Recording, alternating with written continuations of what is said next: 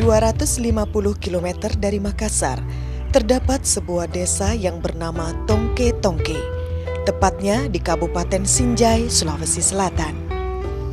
Desa seluas 114 hektar dan berpenduduk 3.288 jiwa ini mempunyai garis pantai 1 km yang menghadap Teluk Bone.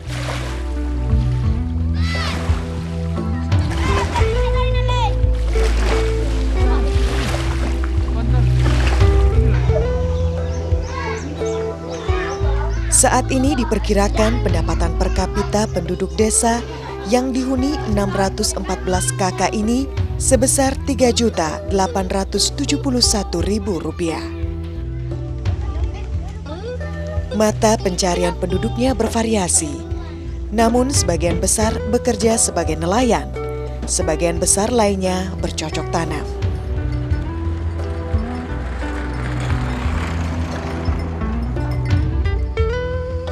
Desa yang sekarang terlihat makmur ini dulunya mempunyai masalah serius.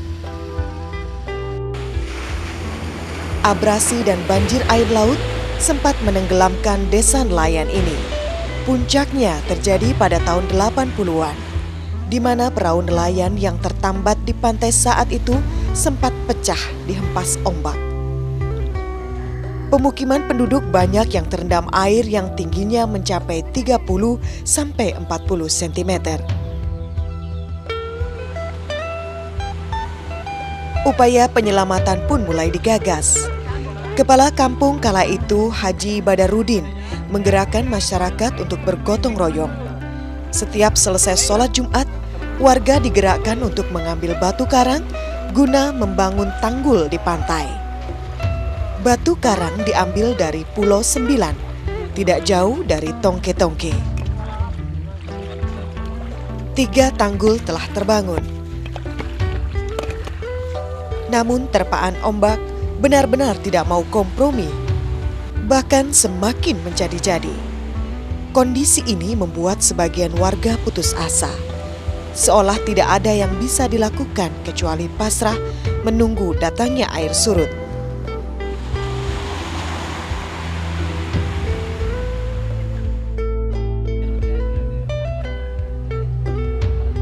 Namun pantang berputus asa bagi Petapala, Tayyip, Jainuddin dan Haji Badarudin.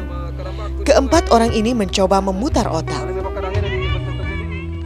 Selepas melaut, mereka mengamati pulau-pulau sekitar Tongke Tongke yang terkena abrasi. Sampailah mereka di Pulau Pangasa. Dengan mata kepala sendiri, mereka menyaksikan perkampungan dan tambak yang aman dari terpaan ombak. Terpaan ombak yang liar tersebut ternyata dapat diredam oleh rimbunya hutan bakau sebelum menyentuh pemukiman dan tambak.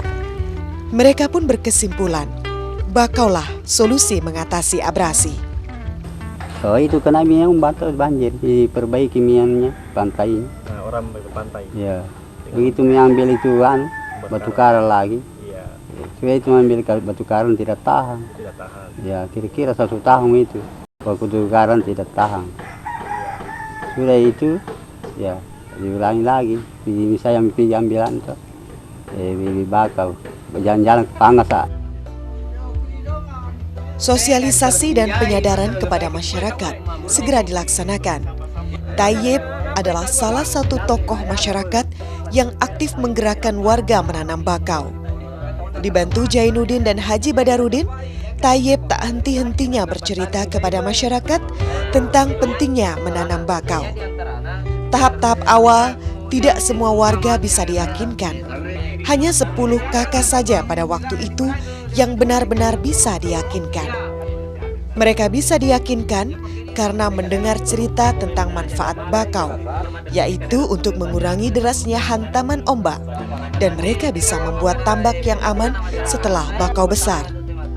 Selain itu, mereka juga diberi hak untuk mengelola lahan bakau yang mereka tanam.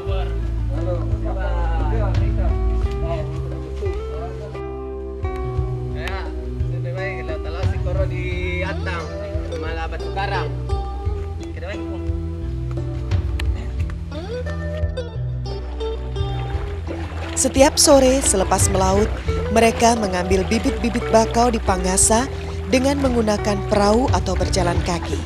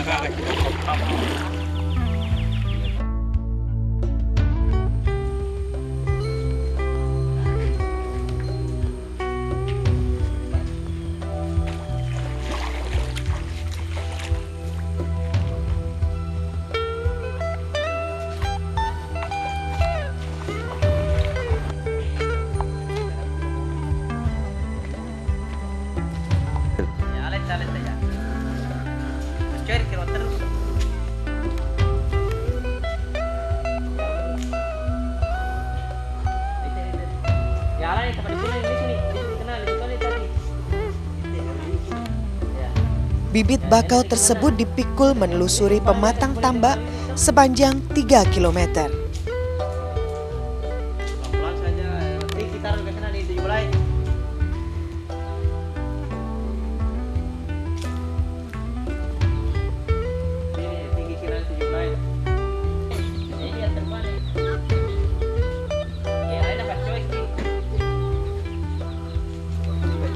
Untuk mempercepat proses pertumbuhan sebelum ditanam, bibit-bibit tersebut dianginkan untuk melepaskan penutup bakal pucuk. Penanaman dilakukan secara individu pada lahan yang telah dibagi secara kekeluargaan, yang luasnya disesuaikan dengan kemampuan mereka menanam. Penanaman bakau pertama kali dilaksanakan pada tahun 1984. Namun kurang berhasil karena masyarakat belum memahami teknik konservasi bakau. Penyebab kegagalan lainnya adalah karena terjadi perbedaan-perbedaan pendapat di kalangan masyarakat. Sebagian nelayan menganggap pohon bakau sebagai penghalang jalan perahu mereka.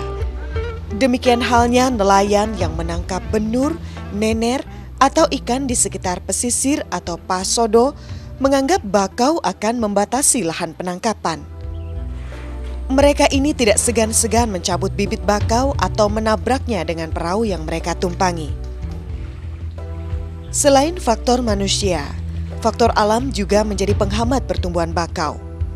Ombak merupakan salah satu faktor yang berpengaruh terhadap pertumbuhan bibit bakau, terutama yang baru ditanam. Tiram atau karang kadang juga menyerang pucuk bibit bakau yang masih muda, sehingga menyebabkan bakau tidak bisa tumbuh.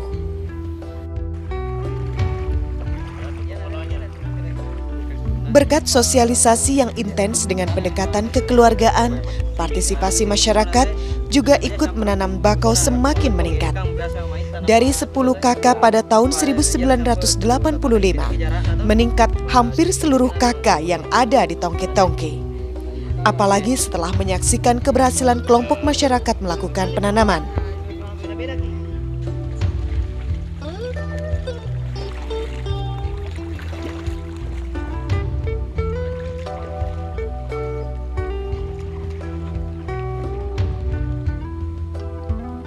Bakau yang mulai tumbuh rimbun terbukti dapat mengurangi tekanan ombak ke pemukiman.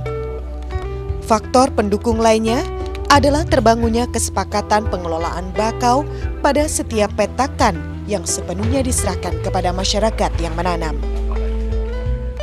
Kesepakatan tersebut menyebabkan masyarakat tidak mau tertinggal untuk menanam bakau karena muncul kekhawatiran tidak dapat memiliki lahan bakau.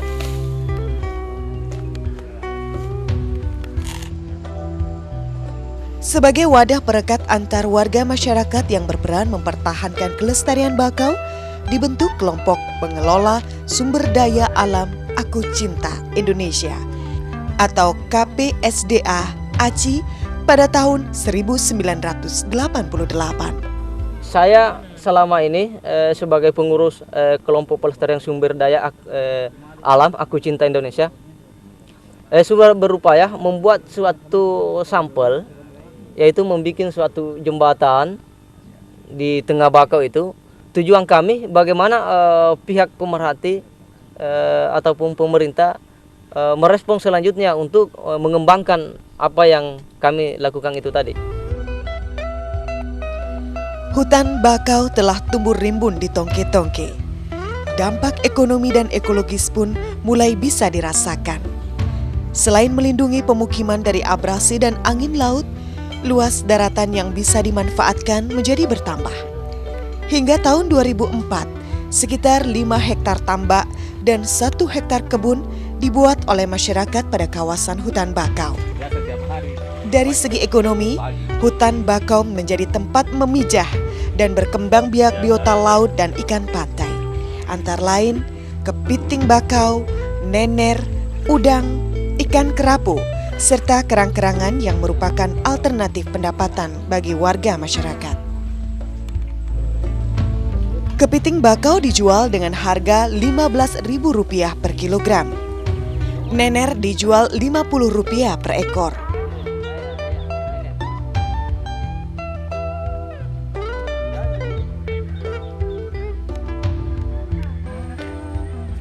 Bibit bakau yang sudah mulai disemi dalam polybag dijual dengan harga Rp500 hingga Rp1.000 per pohon. Secara ekonomi, kesejahteraan masyarakat Tongke-Tongke meningkat.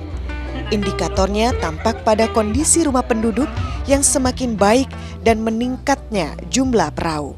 Pada tahun 1985, jumlah perahu hanya 5 unit.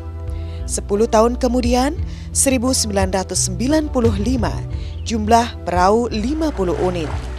Pada tahun 1999, jumlah perahu menjadi 110 unit. Dan pada tahun 2003, jumlah perahu meningkat menjadi 500 unit. Hutan bakau Tongke-Tongke sudah menjadi laboratorium alam untuk studi banding baik oleh masyarakat, mahasiswa, dan peneliti lokal maupun mancanegara. Lalu bagaimana peran pemerintah daerah? Pertama, kita tingkatkan penyuluhan bagaimana manfaat dan keuntungan dengan adanya bakau itu terus kita suluhkan kepada masyarakat. Yang kedua, kita tingkatkan sumber daya alam di sekitar pantai itu, bagaimana mengelola tongke-tongke itu dengan bagus. Nah, sekarang ini yang kita lakukan melakukan kombinasi antara penanaman bakau dengan pemeliharaan ikan, udang, kepiting di sekitarnya. Dinas Perikanan dan Kelautan Kabupaten Sinjai memberikan perhatian bagi masyarakat dalam memanfaatkan kawasan hutan bakau. Nanti direncanakan ada beberapa kegiatan yang berkait dengan kegiatan budidaya perikanan, termasuk budidaya kepiting bakau di kawasan dengan membuat beberapa kegiatan yang sifatnya reservat kepiting, dan di satu saat mungkin kita juga bisa mengembangkan budidaya ikan kerapu lumpur di sekitar hutan-hutan bakau yang punya genangan air yang cukup. Sebagai upaya mempertahankan kelestarian hutan bakau, pemerintah Kabupaten Sinjai menetapkan peraturan daerah, yaitu Perda Nomor 8 Tahun 1999 tentang pelestarian, pengelolaan, dan pemanfaatan kawasan hutan bakau yang ditetapkan pada tanggal 26 Maret 1999. Jadi pemerintah daerah sudah mengeluarkan satu aturan mengenai pengelolaan hutan bakau di Kabupaten Sinjai. Jadi di sana ada satu kawasan, misalnya membatasi daerah-daerah terkendali, daerah terlarang, daerah yang memungkinkan untuk usaha. Itu dibagi-bagi demikian, sehingga sepanjang wilayah itu memungkinkan untuk dijadikan sebagai satu kawasan yang bisa dimanfaatkan, saya kira pemerintah daerah juga memanfaatkan itu. Selain pemerintah daerah, LSM juga turut berpartisipasi membangun tongke-tongke. Salah satu LSM tersebut adalah Yayasan Tumbuh Mandiri Indonesia atau YTMI. Sejak tahun 2000, YTMI melakukan pendampingan masyarakat. Kegiatannya antara lain melakukan pemetaan partisipatif berbasis masyarakat, melakukan perencanaan desa, dan pemberian dana bergulir bagi kelompok perempuan. Ada 3 kelompok dampingan YTMI, yaitu KSM Tulung Mario, KSM Sipa Kainge, dan KSM Sipa Katuo. YTMI memberikan dana bergulir sebagai modal usaha kepada kelompok perempuan untuk meningkatkan produktivitas usahanya.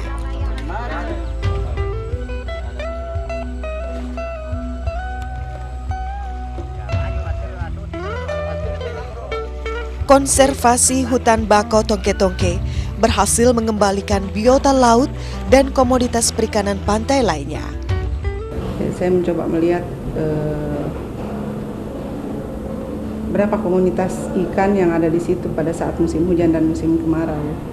Kemudian dari hasil penelitian saya ternyata memang menunjukkan bahwa kalau mencoba membandingkan produksi perikanan sebelumnya dibandingkan kemudian dengan hasil penelitian saya, itu ternyata ada peningkatan dari jumlah spesies, ya, spesies ikan yang mendiami hutan bakau tersebut.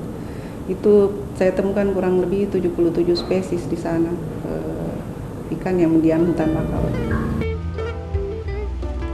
Partisipasi warga adalah kunci sukses usaha konservasi hutan bakau Tongke-Tongke.